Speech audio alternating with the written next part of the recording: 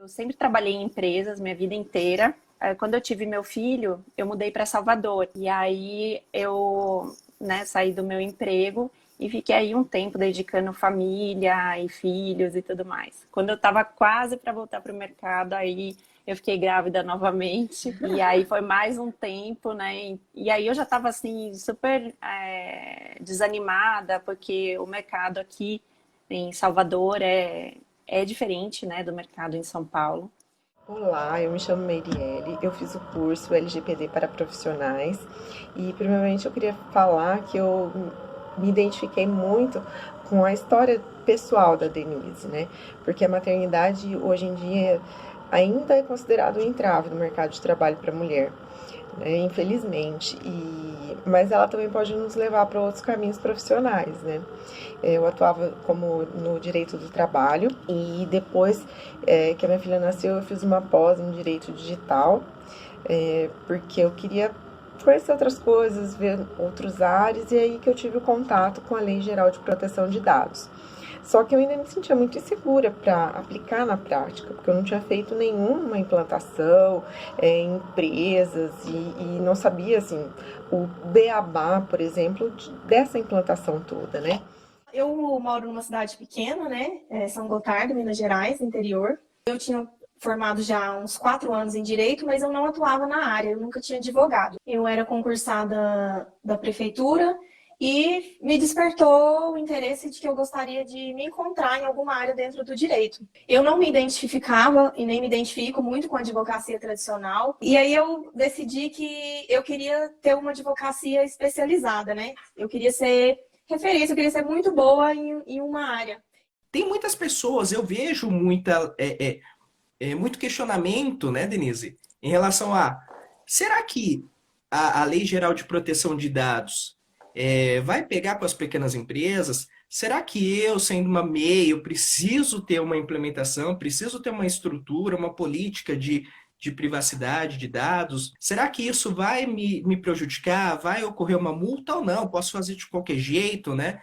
Como que isso vai acontecer? Muita gente pensa que só pelo fato de ser pequeno, ela não vai ser olhada. Ah, não, mas só vão olhar uma. Atualmente, se olham grandes corporações, Uhum. multinacionais, mas é sabido que isso vai mudar.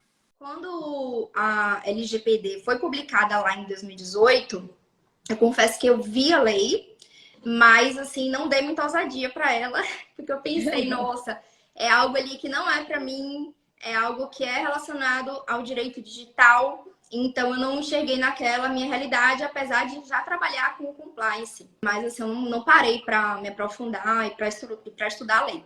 Quando foi lá para 2019, meu marido, que é empresário, e ele também é bacharel em direito, a gente estava com uma conversa assim informal, e aí ele falou de novo sobre a LGPD. Ele fez, amor, se essa lei pegar, vai ter um impacto tão grande para as empresas. E aí eu fiquei com esse impacto para as empresas martelando ali na minha cabeça. E aí eu pensei, bom, eu vou voltar, vou ler bem aqui essa LGPD, vou ver do que se trata. O meu objetivo no início era encontrar alguém que pudesse tocar a área dentro do escritório. E aí eu comecei a estudar a lei e me apaixonei. Desde já pelo tema, me apaixonei, mas eu não tinha muita segurança ainda para tocar projetos e para oferecer isso para o mercado. Eu vejo que muitas vezes as pessoas, os empresários, eles não têm interesse em mudar alguns processos dentro da própria empresa. Ou às vezes não é vantajoso financeiramente, ou por uma questão organizacional ou cultural, eles preferem não manter isso, mesmo que isso vá contra a norma, ou às vezes até, como a gente às vezes tem visto na prática na LGPD, mesmo quando isso não é totalmente, não está dentro do escopo da lei, né? Então, opta-se de você fazer essa análise quantitativa ou qualitativa dos riscos. Às vezes você tem um risco, por exemplo, que a probabilidade de incidência dele é muito baixa, mas o custo para você corrigir ele é muito alto. Então, para que eu vou fazer essa correção? Sou advogada, né, já há alguns anos, fiz esse curso profissionalizante, né, e realmente fiquei apaixonada pela privacidade e proteção de dados, foi uma matéria que me encantou.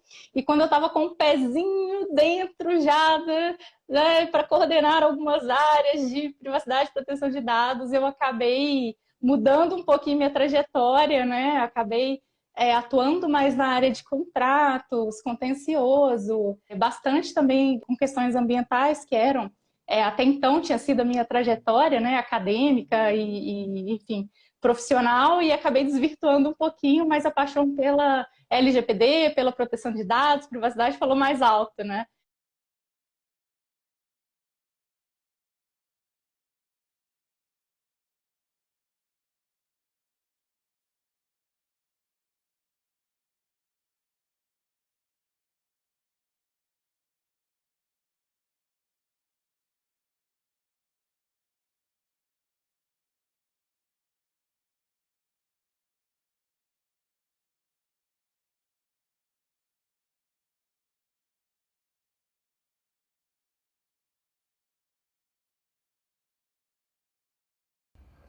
Olá! Sejam todos muito bem-vindos!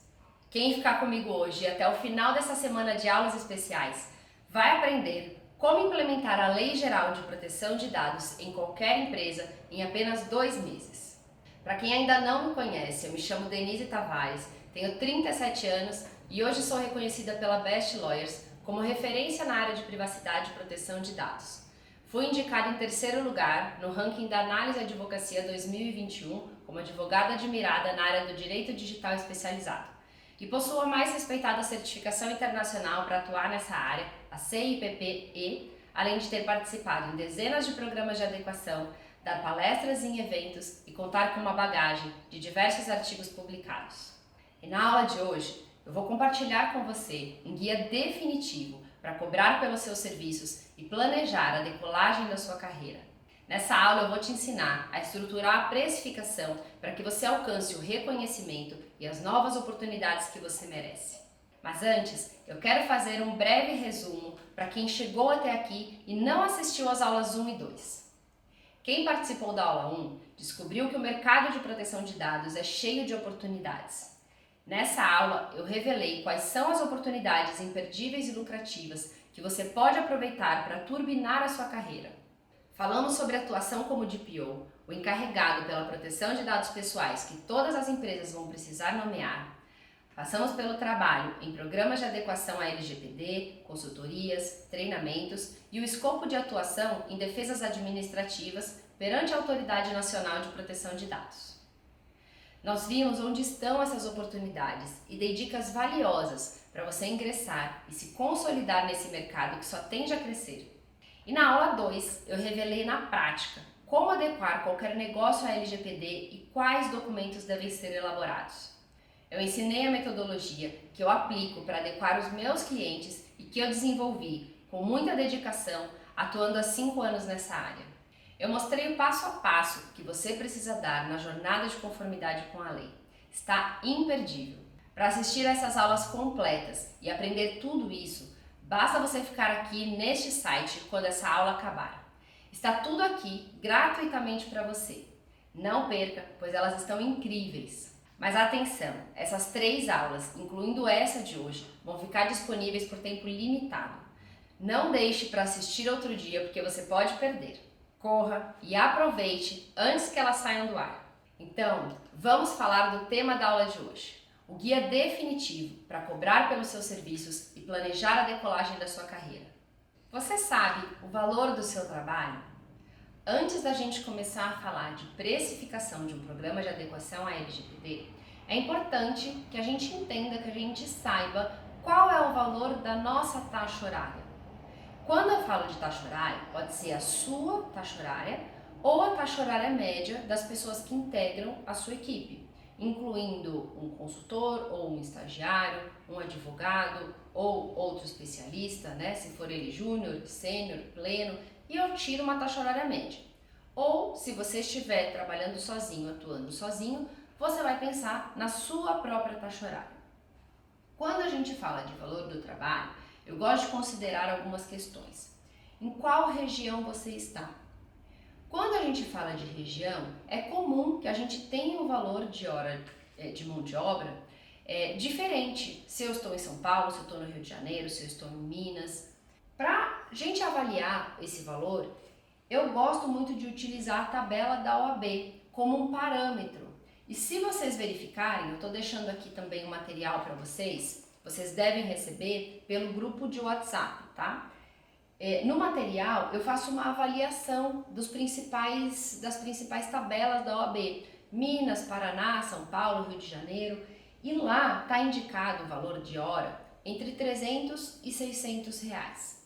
Também está muito compatível com o que eu vejo na prática. Escritórios menores, utilizando uma taxa horária de 280, 300 reais, e escritórios maiores ou com renome, já com uma taxa horária média a partir de 600 reais, tá? Além disso, o que eu preciso considerar para saber se eu vou ficar mais no 300 ou mais no 600? Você vai considerar a senioridade. Quanto tempo você tem de formado? Quanto tempo você atua na área? Qual é a sua experiência? Na área de privacidade e proteção de dados, você já atuou em outros projetos? Vai ser o primeiro projeto que você vai atuar, o primeiro serviço que você vai oferecer? Então, a gente pode começar com tentativas e erros. Não tem outro jeito, gente. Precificar honorários é tentativa e erro. Se você tiver ideia do valor que os concorrentes aí da sua região cobram, melhor ainda, porque você já consegue ter esse parâmetro. Se não, foi o que eu fiz quando eu comecei, foi realmente colocar um valor na média aqui desses valores que eu estou apresentando para vocês, considerando que eu estava iniciando a experiência prática, mas eu já tinha uma certa senioridade e já estava investindo bastante meu tempo, meu dinheiro em cursos, certificações e me aperfeiçoando. Quando a gente fala de taxa horária, a gente vai estabelecer o valor que eu vou considerar durante o programa de adequação, durante a tabela que eu vou passar aqui para vocês, para a gente seguir com essa precificação. Mas antes, eu tenho que também entender o meu cliente. Eu preciso saber quantos CNPJs ele está envolvendo. Às vezes a gente acha que está vindo uma empresa só para eu fazer a adequação, quando a gente vai ver é um grupo de empresas composto por escolas, hospitais, sede administrativa, e aí você vai ver que realmente são projetos completamente separados. Eu preciso entender o organograma do cliente. Eu preciso saber quantas gerências, quantos departamentos aquele cliente tem. Eu preciso entender qual é o escopo do trabalho, se vai ser só escopo jurídico, se eu vou também trazer um parceiro da área de segurança, um parceiro ou vice-versa, né? Quem é da área de segurança trazer um parceiro da área jurídica, se eu vou precisar contratar ferramentas tecnológicas, softwares para me ajudar no projeto e como que é a governança, a cultura desse cliente em relação à proteção de dados. Será que ele já tem uma matriz na Europa com alguns documentos desenvolvidos? Ou ele está partindo do zero? Será que ele já tem uma área de segurança, já com alguma cultura de proteção de dados? Ou também não tem nada? E aí eu vou conseguir balizar a quantidade de horas que eu vou incorrer nesse cliente para fazer um projeto de adequação. Essas são as principais perguntas que eu faço. Eu praticamente me baseio na questão das gerências, tá? Então, quantas gerências uma empresa tem? Eles vão te responder o seguinte: olha, eu tenho 10 departamentos ou 3 departamentos, né? Financeiro, comercial e administrativo. Ou tenho mais departamentos, também tenho a área de marketing, também tenho o jurídico, a área de segurança, o comercial, a equipe de vendas e por aí vai, atendimento, ouvidoria, varia muito, tá? Eu, quando trabalhava num outro escritório, eu atuava mais com grandes empresas, que era a partir ali de 15, 30 departamentos. Já peguei projeto de até 50 gerências. Atuando aqui no escritório, onde eu estou focada mais nas pequenas e médias empresas, o mais comum é aparecer empresas entre 5 e 10 departamentos, tá? São projetos um pouco mais enxutos. E por que eu estou falando isso, gente? Nós vamos fazer agora um caso prático, para vocês entenderem de fato como eu precifico os meus serviços, Claro que cada um começa a adotar a sua forma de precificar, precisa avaliar os impostos, precisa avaliar o seu custo fixo, mas, via de regra, o grosso para eu entender as horas que eu vou incorrer em um programa de adequação, eu vou ensinar para vocês aqui hoje. E aí também vou conversar com vocês aquilo que vocês podem equilibrar, dependendo aí de como vocês estão nessa atuação, iniciando a jornada, no meio da jornada, já com uma certa atividade, com uma certa prática. Antes de eu começar aqui, eu quero te lembrar o seguinte, o passo a passo que eu vou falar aqui está lá na aula 2. Então, se você não assistiu a aula 2, para um pouquinho, né? Ou acabando essa aula, assiste o conteúdo completo, porque vai fazer mais sentido você entender o número de horas que eu estou indicando incorrer quando você entender todo esse passo a passo, quando você relembrar toda a metodologia que eu utilizo nos meus clientes para um programa de adequação, combinado? No nosso caso prático, gente, o que eu considerei aqui? E eu tô olhando para um documento que eu vou compartilhar com vocês, como eu falei lá no grupo de WhatsApp. Se você ainda não está nos grupos, não esquece de entrar no grupo, eu acho que aqui nesse site tem a descrição, ou se você tiver alguma dificuldade, pode falar comigo pelo direct do Instagram. Eu coloquei aqui um caso prático de uma empresa com 5 departamentos, indiquei aqui, olha, que é a nossa empresa Alfa, ela tem um CNPJ, e ela é do ramo de marketplace da indústria têxtil. Os departamentos são RH, marketing, jurídico, comercial e financeiro, tá? Vamos utilizar essas informações para verificar como que eu faria essa precificação se fosse aqui no meu escritório, combinado? Então vamos lá. A primeira etapa do projeto, e aqui é por isso que eu relembrei vocês da aula 2, é a conscientização, tá? Eu expliquei para vocês em detalhes como eu faço a conscientização com vários exemplos, com várias questões práticas. Hoje aqui a ideia é eu passar um pouco mais por cima, indicando só o conteúdo para a gente falar das horas incorridas, combinado? Então, conscientização, gente. O que envolve a etapa de conscientização? O que eu vou fazer? Eu vou fazer uma reunião para alinhamento do projeto. Eu vou explicar para o cliente o que o projeto consiste, quais etapas nós vamos passar juntos, qual vai ser o cronograma, e a minha outra parte aqui, estabelecer um cronograma, e quem serão as pessoas, a equipe interna da empresa que vai precisar me ajudar, que são os pontos focais, tá? E por que isso, gente? Porque a gente não começa um projeto dessa grandeza, para uma mudança de cultura, sem explicar exatamente o que vai ser feito. Por mais que a gente tenha passado por uma proposta, explicado em linhas gerais o escopo do trabalho, agora é a hora da gente colocar no papel especificamente qual é o cronograma. Da semana tal a semana tal, nós vamos fazer o mapeamento, nós vamos fazer entrevistas, que dia vai ser o nosso treinamento e assim por diante. O cliente estando de acordo com o nosso cronograma, a gente vai falar sobre as pessoas que vão nos ajudar. Quem que vai ajudar a gente? Lembrando do conteúdo da aula 2. As pessoas-chave de cada área. Então eu falei que eu tenho quais departamentos aqui? RH, marketing, jurídico, comercial e financeiro. Se essa empresa ela tiver 50 funcionários, eu não preciso falar com 50 pessoas para entender o ciclo de vida dos dados, para entender como cada uma dessas áreas coleta o dado, compartilha, armazena, descarta, utiliza. Eu não preciso falar com todos. Eu vou falar com pessoas-chave. Eu vou falar com o gestor da área de marketing, com o gestor do comercial, o gestor do RH, o gestor do jurídico, o gestor do financeiro. Ah, Denise, mas tem certeza que vai ser o gerente? Não, eu não tenho certeza. Por isso que a gente vai fazer essa reunião e conversar com o cliente. O que eu vou explicar para ele? Eu vou explicar que tem que ser uma pessoa que entende dos processos da área e que tem certa liderança sobre aquela área. Porque depois essa pessoa vai ser responsável por ser os olhos do encarregado de proteção de dados naquela área. A pessoa que vai monitorar se todo mundo está agindo de acordo com as regras estabelecidas. Por que nem sempre pode ser o gestor? Pode ser que o gestor tenha acabado de sair e esteja um substituto ali que não sabe direito como funciona.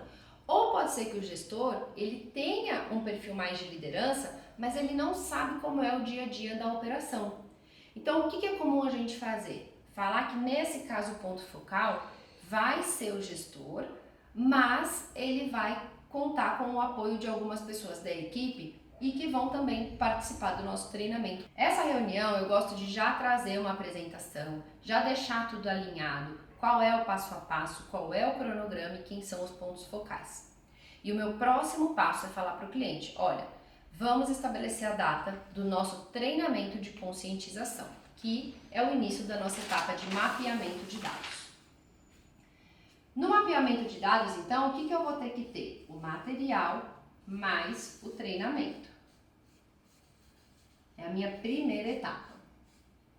Eu vou elaborar um material, que é um material que eu costumo utilizar para as empresas, né? Um template, mas eu sempre faço adaptação para o setor, dando exemplos práticos, trazendo aquelas pessoas, o meu público, para mais perto de mim e fazendo com que eles se sintam à vontade para tirar as dúvidas.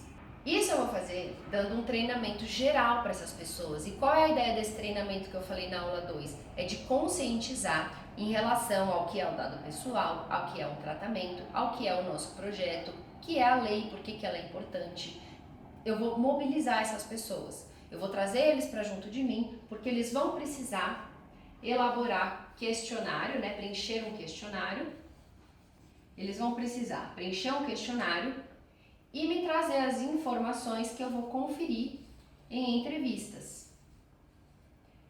Eu gosto de utilizar o questionário todo múltipla escolha para evitar problemas de interpretação e fazer com que as pessoas já tenham uma ideia do que responder. E na entrevista eu confirmo essas informações. Gente, peraí que eu esqueci de passar uma parte importante aqui. Na conscientização, quanto tempo que eu costumo colocar para precificar os meus honorários? Eu costumo colocar aqui 2 horas. Por quê? Porque eu vou fazer uma reunião de 1 hora e a outra 1 hora eu vou arrumar a minha apresentação. Eu vou adequar a apresentação para o cliente. O que eu posso ter que considerar aqui, gente? O meu trabalho vai ser remoto ou eu vou presencialmente no cliente? Se eu for presencial, eu tenho que considerar também o tempo de deslocamento, tá? A maioria dos meus projetos eu faço de maneira remota ainda. Então, vou considerar 2 horas porque aqui é o caso prático do meu escritório. Aqui, quando eu falei de material e o treinamento, tá? O que eu coloco nesse primeiro passo? 2 horas por sessão de treinamento. Se a empresa tem 15 departamentos, pode ser que eu fale, olha, será que todo mundo tem agenda no mesmo horário? Será que não é melhor a gente dividir uma sessão de manhã, uma sessão à tarde, uma sessão na segunda, uma sessão na quarta, tá? Entender como que funciona melhor para a empresa para que todos participem. Cada sessão de treinamento 2 horas. Considerando 5 departamentos, uma sessão está suficiente. Depois do questionário e as entrevistas, gente, coloquei na tabela para vocês, que vocês vão ter acesso a uma tabela já toda preenchida para vocês terem essa ideia. Eu considero 1 hora por questionário e 1 hora por entrevista. Então aqui, olha, o que eu vou fazer? Eu vou analisar os questionários previamente. Eu vou transformar esses questionários no meu mapeamento de dados, que é o inventário de dados pessoais. O primeiro documento obrigatório pela LGPD. Eu vou organizar, eu vou ler e vou entender que informações que eu preciso de mais esclarecimentos. Às vezes as pessoas respondem coisas muito genéricas, tá? Para que finalidade você usa o dado? Para fazer relatórios. Não dá para entender o que exatamente ela faz, tá? Então, nesses casos, eu já vou olhar e eu vou na entrevista confirmar as informações e solicitar esclarecimentos, solicitar documentos. Você usa um termo de consentimento? Sim. Olha, então eu quero o termo de consentimento que você mencionou lá no questionário. Eu quero o contrato que você mencionou no questionário, tá? Eu vou considerar 1 hora para cada. Se a nossa empresa fictícia aqui tem 5 departamentos, eu vou ter 5 horas aqui, 5 horas aqui. Dá total de 10 horas. Avaliação de risco, gente. Depois que eu verifiquei tudo, que eu entendi como a empresa trata os dados pessoais, o que eu vou fazer na avaliação de riscos? Eu vou entender se ela trata esses dados com transparência, se ela só usa para a finalidade adequada, se trata os dados mínimos necessários, se ela compartilha com os terceiros sem as devidas salvaguardas, sem os contratos, sem a avaliação desses terceiros e assim por diante. Essa minha avaliação de risco, eu costumo colocar aqui, olha, a gente vai fazer o seguinte na minha avaliação. Análise do mapeamento, análise de processos. O que é análise de processos, gente? Quando eu falo análise do mapeamento, eu falei do ciclo de vida do dado. Quando eu falo de análise de processos, eu falo se a empresa tem um processo de atendimento do titular, se ela tem políticas, normas e procedimentos, se ela tem um processo de avaliação de terceiros, tá? Também falamos sobre isso na aula 2. E eu também vou considerar aqui a elaboração de um relatório. Por quê, gente? Porque eu não vou entregar um Excel todo rabiscado com os riscos que eu avaliei. Eu vou entregar um mapeamento completinho e um relatório onde eu vou dizer: existe tal risco, por esse motivo, essa é a sua exposição e essa é a minha recomendação, tá? Quando eu falo de análise de mapeamento, eu vou falar para vocês aqui uma média aqui do escritório. Em média, cada área vai falar de 3 a 5 processos que ela trata dados pessoais. Por exemplo, o RH vai dizer o seguinte: eu trato dados pessoais para fazer uma avaliação de um candidato, um processo seletivo. É um processo. Ele trata determinados tipos de dados. Depois ele vai falar: eu trato outros dados pessoais, dados adicionais, quando eu vou contratar o funcionário. Eu também faço a gestão da folha de pagamento. Eu faço a gestão dos benefícios. E são dados diferentes, são finalidades diferentes, são processos diferentes. Nesse caso, a gente tem uma empresa com 5 departamentos. Se eu pegar uma média de 4 processos, eu vou ter 20 processos de tratamento de dados mapeados. E na nossa avaliação, a gente analisa em média 3 processos em 1 hora. Se na nossa empresa fictícia nós temos 20 processos e eu analiso 3 a cada hora, eu vou considerar aqui aproximadamente 7 horas para analisar esse mapeamento. A análise de processos, nós temos uma planilha já automatizada que a gente faz essa avaliação em 4 horas. E o relatório, a emissão desse relatório, a gente coloca em média 1 hora por gerência. Então vai dar aqui 5 horas, tá?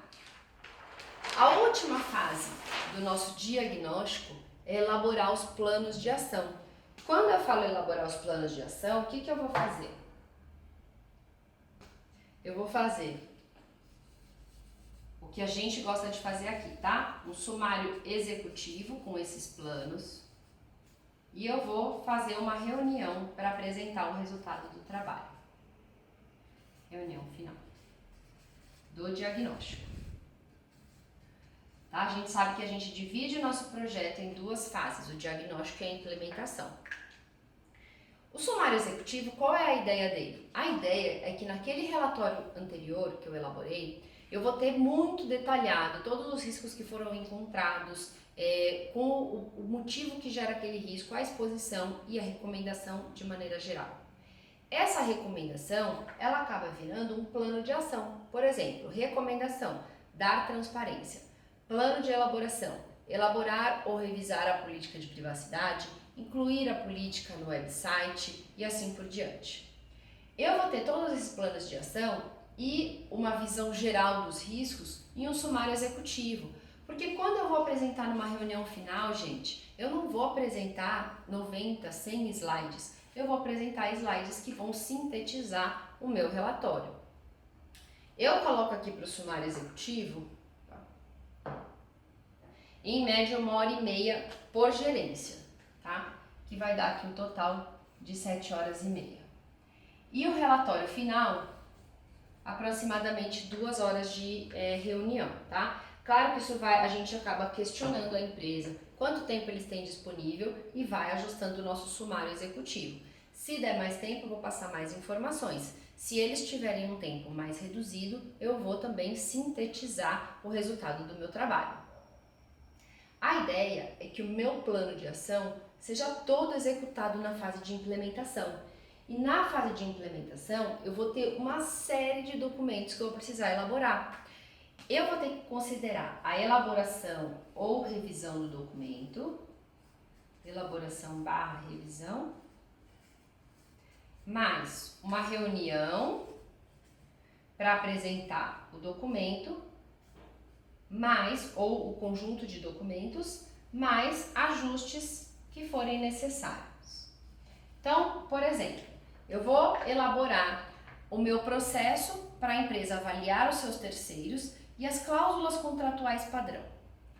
Eu vou fazer uma reunião ali de pelo menos 1 hora para passar a informação, para mostrar o resultado e se eles estão de acordo e fazer eventuais ajustes posteriormente. Essa fase, gente, para ajudar vocês aí, nós elencamos todos os documentos que são necessários de forma recorrente. Como é uma lei nova, poucas empresas têm os processos necessários. Então nós elencamos qual é o processo e quais são os documentos relacionados àquele processo, tá? Uma documentação, uma apresentação super completa para que vocês coloquem na planilha de vocês e façam essa avaliação de horas. Vejam que no diagnóstico é só você somar o número de horas, eu acho que eu já tenho isso daqui pronto. Deu um total aqui de 34 horas e meia o meu diagnóstico e a implementação eu vou avaliar de acordo com a minha expertise, de acordo com a minha experiência e senioridade. Por quê? Porque não é algo que quem trabalha na área imobiliária fala, olha, a média para analisar um contrato de locação é de 4 horas. Não existe como a gente calcular isso. Vou dar uma dica do que eu faço. Eu sempre penso em um dia. Se eu sentar na cadeira e passar 4 horas olhando um documento, será que eu consigo elaborar uma política de privacidade? Eu acho que sim, eu acho que não é um trabalho para um dia inteiro, mas metade do dia eu acho que é legal, eu olho, reviso, bato com as informações do mapeamento, olho de novo e assim por diante. Eu olho para o documento, entendo o que tem que conter naquele documento e avalio o tempo que eu vou fazer para elaborar, que eu vou demorar para elaborar. Gente, a primeira vez foi no chutômetro, com certeza, porque eu não sei também exatamente o tempo que eu levo, mas eu posso também levar em consideração outros trabalhos que eu faço e pensar no tempo, vamos supor, para elaborar um parecer. Eu tenho que elaborar um relatório. O tempo que eu demoro para elaborar uma peça judicial. Aqui eu tenho que elaborar documentos da implementação. Eu vou avaliar isso, claro, considerando a minha agilidade, a agilidade da minha equipe e a minha experiência. Na primeira vez, você vai ter uma ideia e nos próximos você vai balizando. Aqui, quando a gente fala, né, deu 34,5 no diagnóstico, só para a gente concluir essa parte, são as horas que eu estou estimando incorrer na primeira fase desse cliente. O que eu vou ter que colocar aqui, gente? A minha taxa horária, certo? A minha taxa horária. E aí, vamos supor que você falou, Denise, meu primeiro projeto, vou na sua e vou colocar meus honorários no mínimo que você falou ali, R$300. Gente, não sou eu que estou falando, tá? Eu peguei uma média em relação às tabelas da OAB que eu coloquei no material para vocês olharem, mas considera a tabela da OAB da sua região, os seus concorrentes, faça um trabalho em relação a isso. Mas vamos supor que minha taxa horária deu R$300. Eu vou multiplicar isso daqui e é o valor dos meus honorários. Puro? Não, falei lá no início, né? Tenho que considerar tributos, tenho que considerar meu custo fixo. Tenho que avaliar como que eu vou ser remunerado. Tá tudo dentro dessa taxa horária, Denise, então segue o baile. Ou não, se daqui é só a taxa realmente do tempo que eu vou despender, eu ainda vou colocar o tributo. Ou eu já acrescento na proposta, tá? Vai da forma como você trabalha.